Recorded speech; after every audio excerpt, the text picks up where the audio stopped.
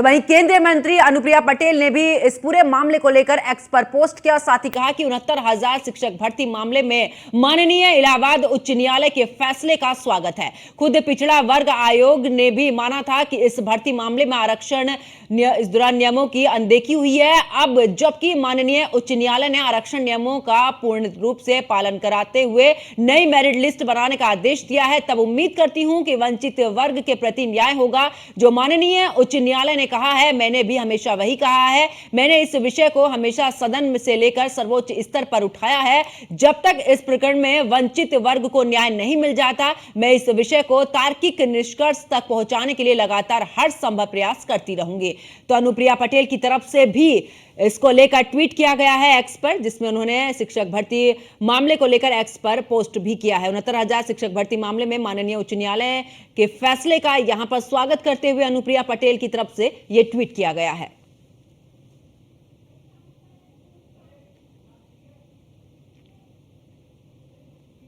तो अनुप्रिया पटेल की तरफ से ट्वीट किया गया, उससे पहले अखिलेश यादव की तरफ से भी ट्वीट किया गया है। और साथ ही अनुप्रिया पटेल ने कहा है कि इसको लेकर, इस विषय में हमेशा से ही सदन से लेकर और सर्वोच्च स्तर पर यह उठाया है। जब तक इस पूरे मामले में वंचित वर्ग को न्याय नहीं मिल जाता, मैं इस विषय को तार्किक निष्कर्ष तक पहुंचाने के लिए लगातार हर संभव प्रयास यहां पर करती रहूंगी।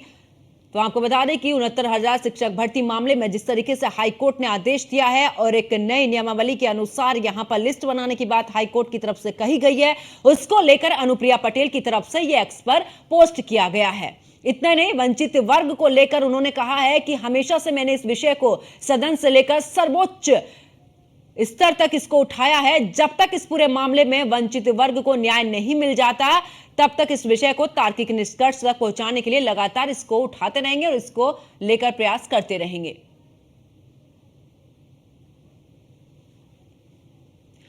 और ज्यादा जानकारी के लिए हमारे संवाददाता अश्वनी हमारे साथ में लाइव जुड़ चुके हैं। अश्वनी, क्योंकि 69,000 शिक्षा भर्ती को लेकर, यहां पर शिक्षकों की भर्ती को लेकर जिस तरीके से हाईकोर्ट की तरफ से आदेश आया, उसको लेकर चाहे अनुप्रिया पटेल हो, उन्होंने भी कहा कि मैंने इसको सदन से लेकर सर्वोच्च स्तर तक उठाया। वहीं दूसरी तरफ अखिलेश यादव भी इसको लेकर सीधे तौर पर तंज कसते बीजेपी पर नजर आ रहे हैं। उन्होंने कहा कि जिस मामले को लेकर हमेशा से विपक्ष ने कहा है कि घपले घोटाले हो रहे हैं बीजेपी की सरकार में, ऐसे में एक बार फिर से साबित हुआ।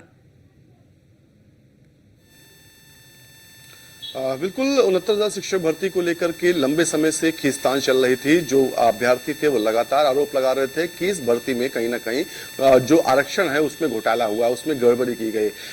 मामला जो था कोर्ट तक गया था। कोर्ट ने आखिरकार अब अपना फैसला सुनाया और फिर से एक नई लिस्ट जारी करने का निर्देश 3 महीने के अंदर जो है कोर्ट ने दिया।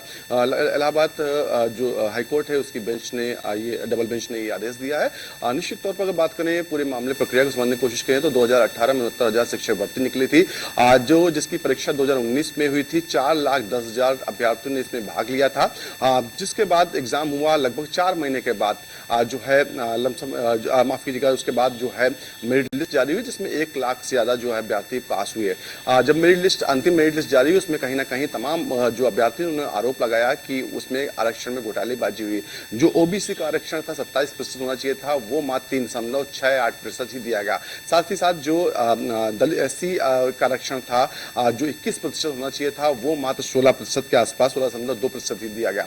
तो निश्चित तौर पर कहीं ना कहीं इसको लेकर के खींचतान हुई। काफी लंबे समय से ये अभ्यर्थी संघर्ष भी कर रहे थे और कोर्ट का भी रास्ता अख्तियार किया। आखिरकार कोर्ट ने फैसला दिया, जिसको लेकर के अखिलेश यादव ने भी ट्वीट किया। अखिलेश यादव ने कहीं ना कहीं राजनीतिक रोटियां सेकने की अब कोशिश की है, क्योंकि लंबे समय से अभ्यर्थी जो है लखनऊ में अगर बात करें तो यहाँ पर प्रदर्शन कर रहे थे, धरने कर रहे थे। इको गार्डन में कई महीनों तक ये अभ्यर्थी बैठे रहे थे। उस दौरान अखिलेश यादव को शायद इसकी याद नहीं आई थी कि जाकर के अभ्यर्थियों से मुलाकात की जाए, वहां पर उनका दुख दर्द बांटा जाए। लेकिन जैसे ही कोर्ट का फैसला आता तो कहीं ना कहीं कंधे से कंधा मिलाने की तमाम बड़ी बड़ी बातें करने लगे। और ये राजनीति में हमेशा होता रहा है।